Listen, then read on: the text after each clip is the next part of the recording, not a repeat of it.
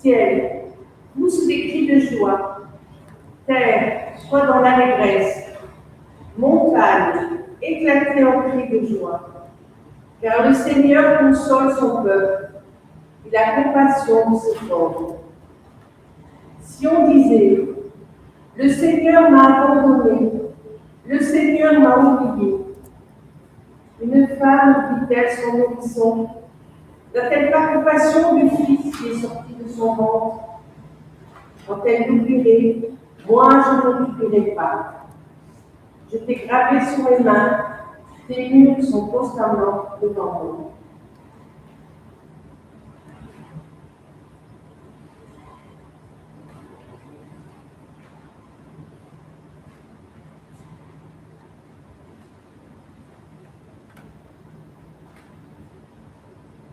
Dans le livre de l'Exode, nous lisons au premier chapitre, à partir du verset 15.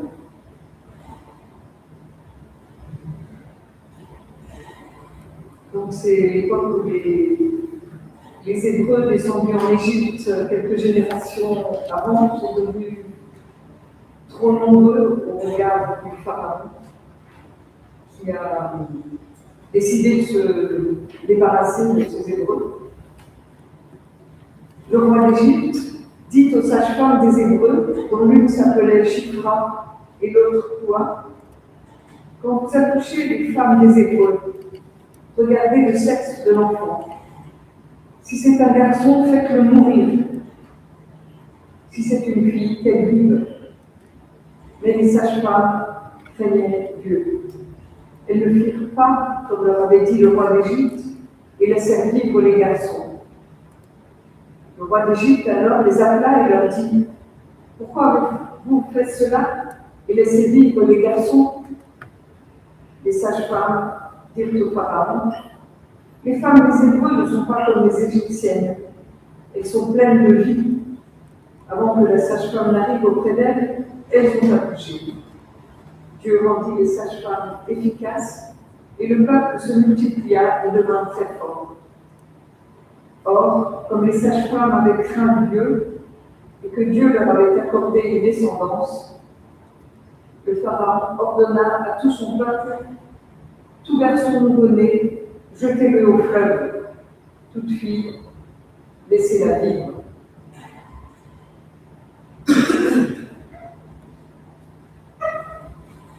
Et dans l'évangile selon Matthieu, nous lisons au chapitre 2, versets 12, 13 à 23. Les mages ont adoré l'enfant et viennent de partir. Après leur départ, voici que l'ange du Seigneur apparaît en songe à Joseph et lui dit, « Lève-toi, prends avec toi l'enfant et sa mère et fuis en Égypte. Reste-y jusqu'à nouvel ordre, car Hérode va chercher l'enfant pour le faire périr. » Joseph se leva, prit avec lui l'enfant et sa mère, de nuit, et se retira en Égypte. Il y resta jusqu'à la mort d'Hérode, pour que s'accomplisse ce qu'avait dit le Seigneur par le prophète.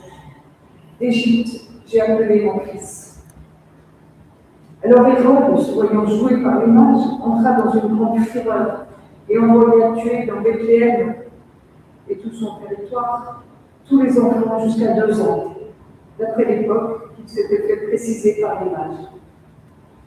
Alors s'accomplit ce qui avait été dit par le prophète Jérémie.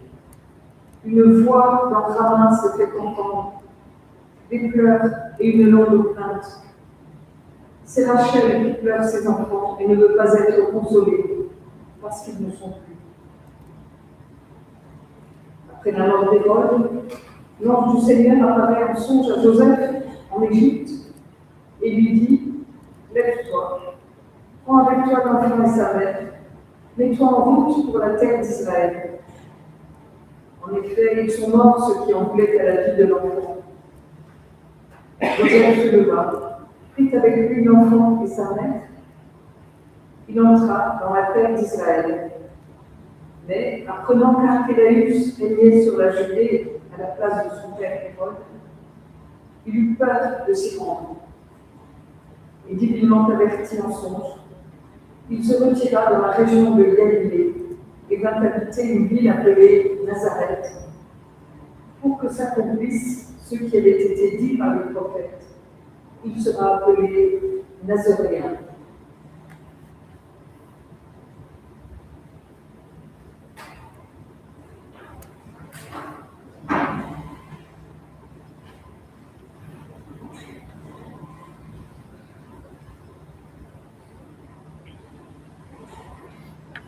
Seigneur, ta parole est une lampe à nos pieds, une lumière sur notre route. Éclaire-nous par ta parole.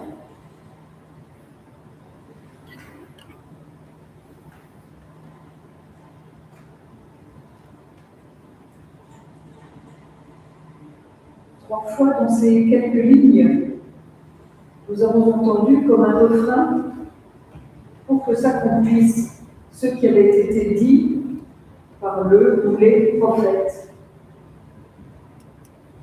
Voici que quelques jours après la joie, l'émerveillement du rappel de la naissance de l'enfant Jésus, l'ambiance est ici à la crainte,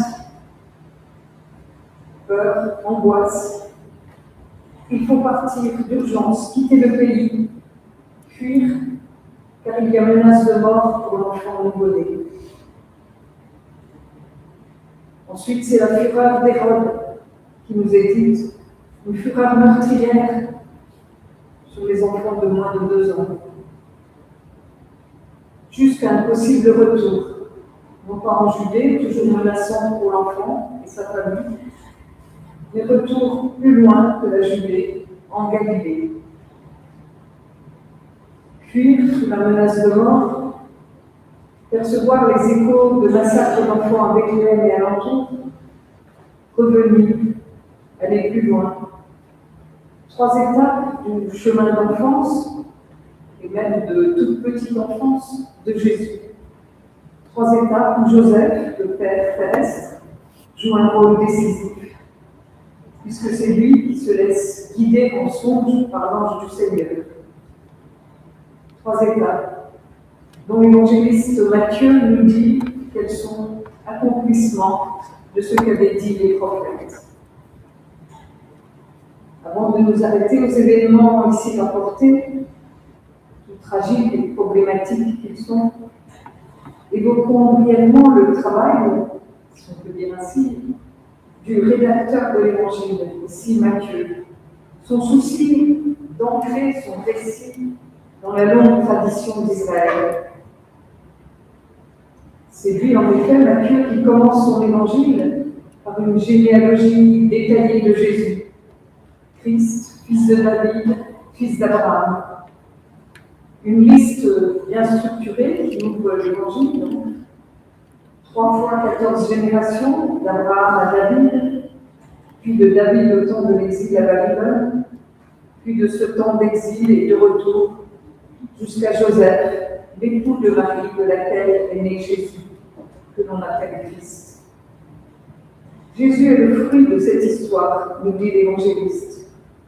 Jésus y prend place, une place singulière, originale, qui vaut un récit argumenté, pleinement inscrit dans cette continuité. On a du mal à comprendre qu'au cours des siècles, se soit présentée à plusieurs reprises la tentation de supprimer ce que nous appelons l'Ancien, le Premier Testament. Dans ces écrits s'enracine en effet notre foi. Car comment comprendrions-nous Jésus, ses faits et gestes, sa parole, hors de l'histoire et du contexte qui les ont nourris? Une autre clé de lecture de l'Évangile selon Matthieu est que cet Évangile nous présente Jésus discrètement, mais avec quelques indices, comme un nouveau Moïse, ainsi du massacre des innocents, comme nous l'avons entendu au livre de l'Exode. Le pharaon d'Égypte, le roi Hérode, même pratique. Moïse, nouveau-né, sauvé de ce massacre des tout-petits par la bienveillance de quelques femmes, sa mère, sa sœur, la fille du pharaon. Pour Jésus, c'est une autre histoire qui passe elle aussi par l'Égypte. Jésus est sauvé par la bienveillance divine qui avertit Joseph en songe. Moïse, Jésus, pour tous deux, une petite enfance rescapée d'un massacre d'enfants.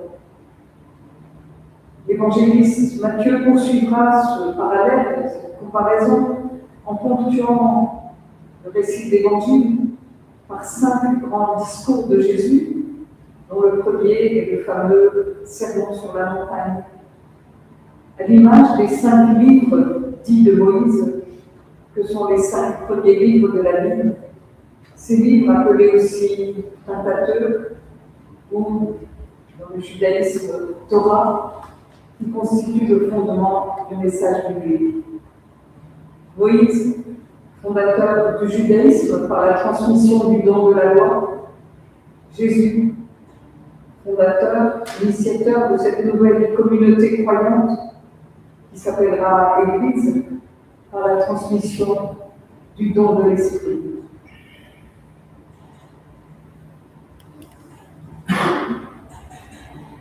Après ces quelques considérations sur le travail de rédaction de l'Évangile selon Matthieu, et donc sur l'importance de l'enracinement de la foi chrétienne dans l'Écriture et dans l'histoire du judaïsme,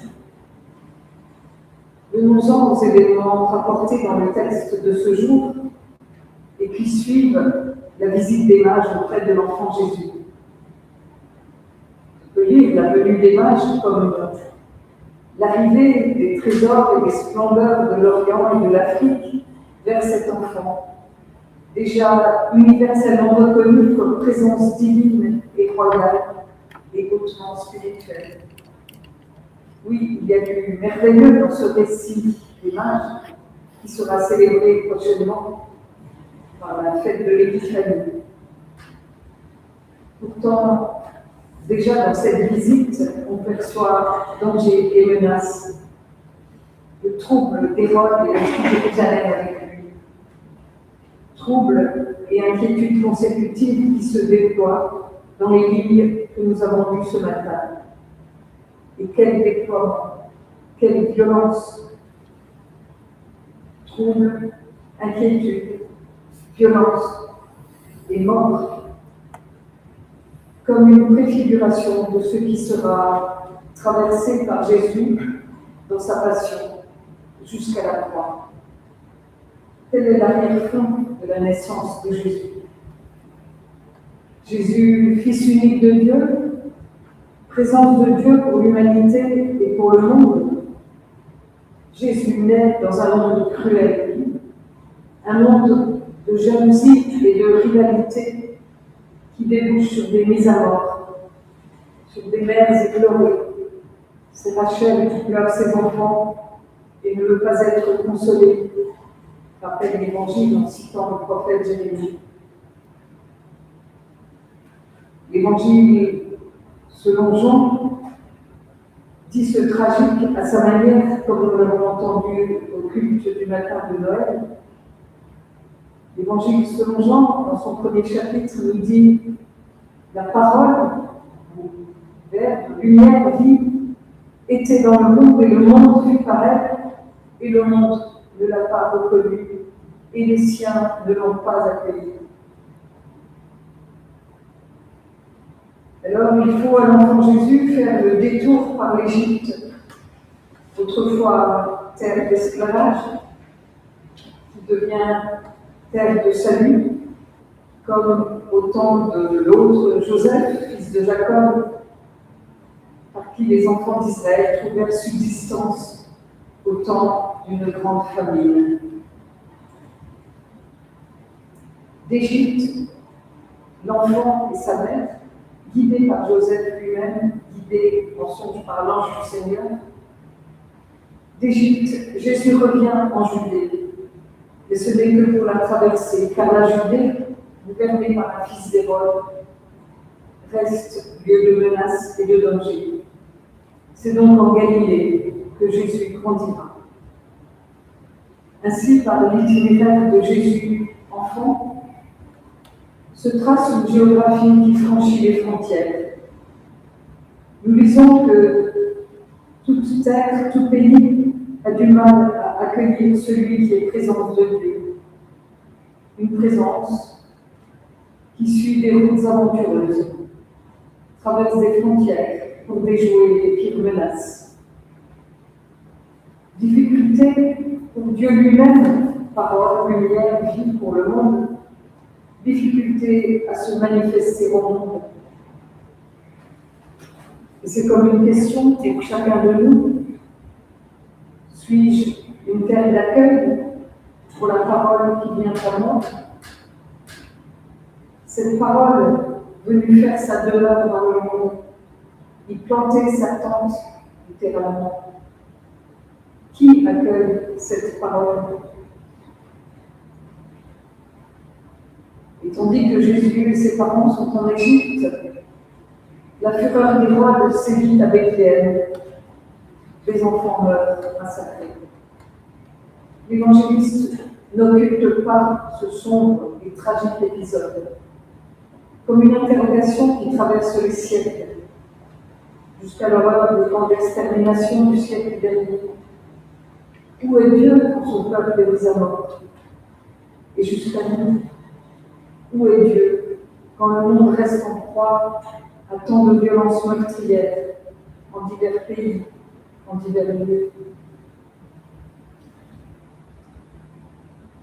Dieu, par qui, dans le récit de l'Évangile, la violence extrême est déjouée pour son seul Fils, mais vers qui? Dieu vers qui nos pourquoi peuvent sans fin s'élever. Nos pourquoi et nos prises de conscience que c'est dans ce monde-ci, notre monde si injuste et si cruel et douloureux, c'est dans ce monde que Dieu vient nous appeler, nous relever, nous inviter à la solidarité et au partage, en un mot, à l'amour. Car ultimement, nous avons l'assurance que la mort n'aura pas le dernier mot. Tel Jésus enfant, la parole de vie voyage, transgresse nos frontières géographiques, nos frontières psychiques, nos frontières spirituelles. La parole de vie déjoue jusqu'au plus obscur et au plus sombre qu'a été la mise à mort d'un innocent sur la croix du Golgotha. En Galilée, Jésus, enfant, devient un jeune homme, et c'est là qu'il commence à proclamer son message. Le règne de Dieu s'est approché. En Galilée aussi, ses disciples seront invités à le rencontrer, alors qu'il se sera relevé de la mort. Ainsi, les anges du matin de Pâques, de la part du ressuscité, disent aux femmes: allez annoncer à mes frères qu'ils doivent se rendre en Galilée. C'est là qu'ils me verront. La Galilée des nations, la Galilée, terre d'évangélisation, symbole de toutes les nations de la terre, vers qui cette parole va être diffusée et proclamée. Une naissance à Bethléem, un aller-retour en Égypte, et puis, par-delà des moments d'émerveillement et de reconnaissance, au gré de menaces et d'événements inquiétants, la parole s'enracine dans l'histoire des humains. Depuis Abraham, nous dit l'évangéliste Matthieu, et depuis, elle avance au fil des générations, par les détours et les accros de l'histoire. La parole s'inscrit dans cette histoire, dans notre histoire. Inlassablement, elle nous appelle. Alors, à notre tour, poursuivons le chemin de nos vies, guidés par cette parole qui s'offre à nous et nous aide à traverser avec confiance douleurs et ténèbres de ce monde. Amen.